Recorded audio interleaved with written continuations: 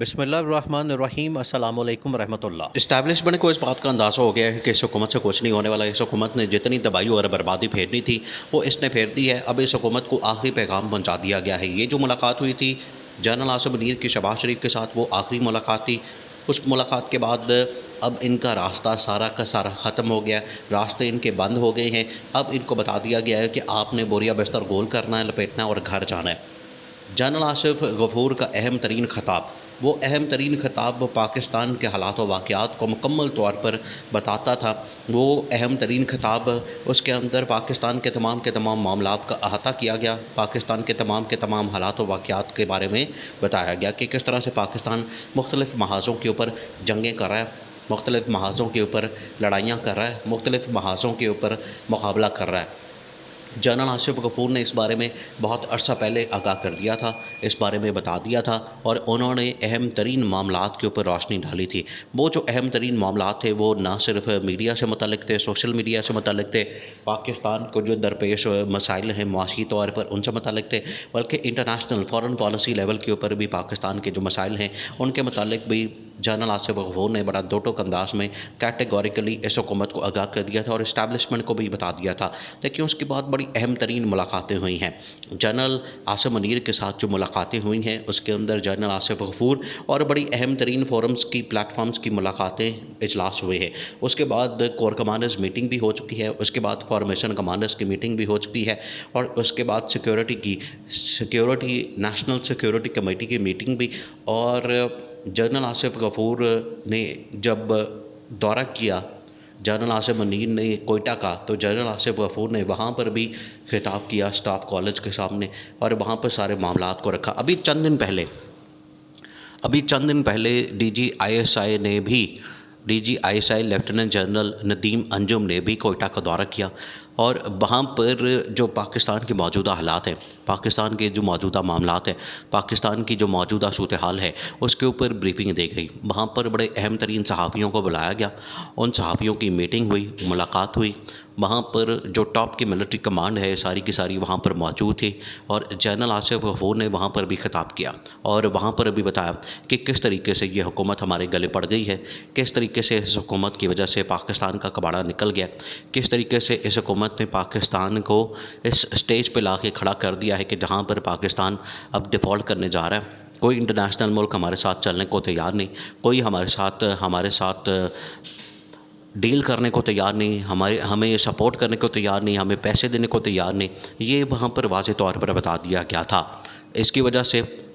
سے اس حکومت کو گھر بھیجنا بڑا ضروری ہو چکا ہے۔ یہ اہم ترین خطاب وہاں پر انہوں نے کیا تھا، اور نہ صرف اس خطاب کے اندر اس حکومت کے واقعات، اس حکومت کی کرتوتوں کے بارے میں بتایا گیا، بلکہ 9 مئی کے متعلق بھی بڑی اہم ترین بریفنگ دی گئی، اور 9 مئی سے متعلق بھی بتایا گیا کہ آخرکار یہ واقعہ کس طرح سے ہوا، کون کون اس میں ملوث ہے، اور کس کس کے شامل ہونے کی یہاں پر خدشات موجود ہیں، یہ بھی وہاں پر بتا دیا گیا تھا۔ اور اس حکومت نے کیوں اس طرح کا، دیکھیں چودھری اعتزاز احسن نے اس 9 مئی واقعے سے متعلق، یہ آپ نے معاملے کو سمجھنا، چودھری اعتزاز احسن نے اس 9 مئی واقعے سے متعلق جو اہم ترین دستاویزات، ڈاکومنٹس اور اہم ترین کویسچن جو ہے ان کو اٹھایا، اور سپریم کورٹ کے اندر یہ کیس دائر کر دیا۔ سپریم کورٹ کے اندر یہ بتا دیا کہ یہ جو واقعہ ہوا ہے اس کے پیچھے کون سے لوگ ہیں، اس کے پیچھے اصل کردار کون ہے، یہ واقعہ کس طرح سے ہوا، اور ذمہ داران کون ہیں۔ یہ چودھری اعتزاز احسن نے اپنی پٹیشن کے اندر جو سپریم کورٹ کے اندر دائر کی ہے اس کے اندر پوچھا ہے، یہ تمام سوالات پوچھے ہیں کہ یہ واقعہ کس طرح سے ہوا، کس طرح سے آئی جی پنجاب اس میں براہ راست ذمہ دار ہے، کس طرح سے پنجاب حکومت اس میں براہ راست ذمہ دار ہے۔ یہ تمام سوالوں کے جواب چودھری اعتزاز احسن نے وہاں پر مانگے ہیں، اور اس کے لیے یہ کہا ہے کہ اس کے لیے ایک انکوائری کمیشن، ایک جوڈیشل کمیشن، اس طرح کا ایک ٹاپ لیول کا کمیشن بننا چاہیے تاکہ اس پورے واقعے کی تحقیقات کرے، کیونکہ اس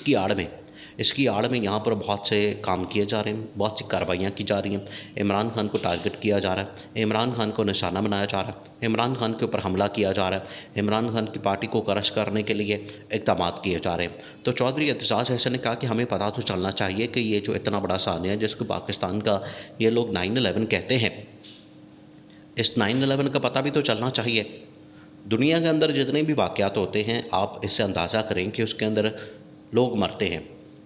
اب یہ جو واقعہ جس طرح سے 9/11 ہوا اس کے اندر بھی 3-4 ہزار بندہ مرا،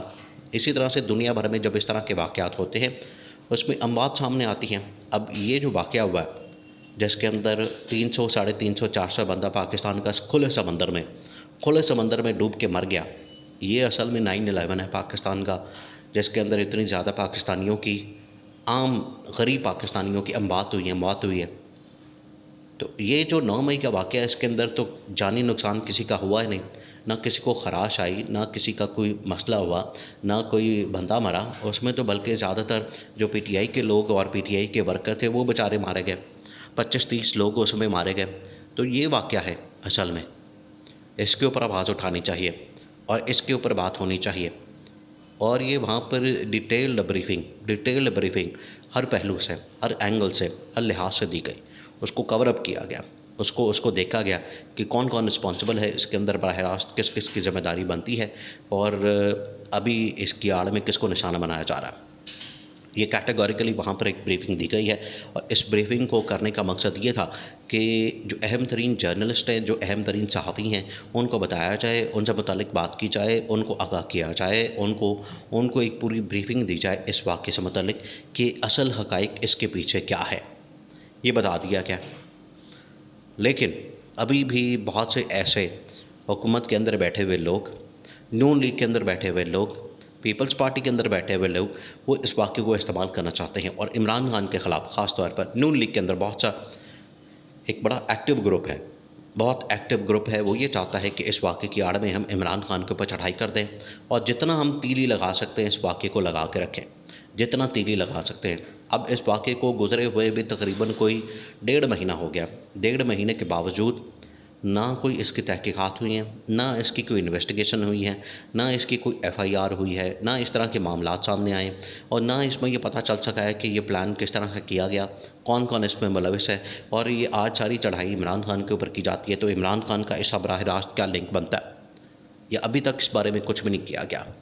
اور صرف صبح اٹھتے ہیں شام تک ایک ان کی جانب سے رٹ